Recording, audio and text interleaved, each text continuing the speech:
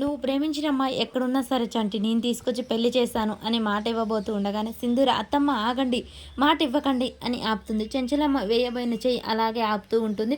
చంటి shock అయి చూస్తాడు. ఇక ఇంతలోపే పూజారి గారు చెంచలమ్మ ఇంటికి వస్తారు. అమ్మవారి నగలు దొంగతనం చేసిన ఆ గజ ఊళ్ళోకి వచ్చాడంటమ్మ, జైలు నుంచి విడుదలై ఊళ్ళోకి వచ్చాడంట అని చెప్పగానే ఇక చెంచలమ్మ, కేశవ, సింధూర, చంటి అందరూ షాక్ అయి చూస్తూ ఉంటారు.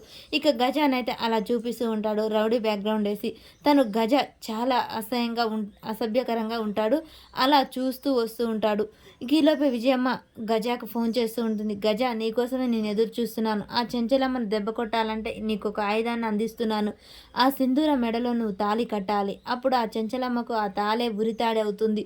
కాబట్టి నువ్వు ఈ పని చేస్తే ఆ చెంచలమ్మ దెబ్బ కొట్టినట్టు అవుతుంది. నేను చెప్పినట్టు చెయ్యి అని చెప్పగానే ఇక గజ అయితే ఆ తాళిని పట్టుకుంటాడు. మరి సింధూర మెడలో వెళ్ళి కడతాడా? అసలు ఇతనికి ఆ చెంచలమ్మకు పగేంటి? అసలు ఈయన కొత్తగా ఎవరు, ఎందుకు వచ్చాడు అనేది మనకు రేపటి ఎపిసోడ్లో తెలిసిపోతుంది. ఫ్రెండ్స్, మన వీడియో నచ్చినట్టయితే లైక్ చేయండి, షేర్ చేయండి, కామెంట్ చేయండి, సబ్స్క్రైబ్ చేసుకోవడం మర్చిపోకండి friends. Please support me channel.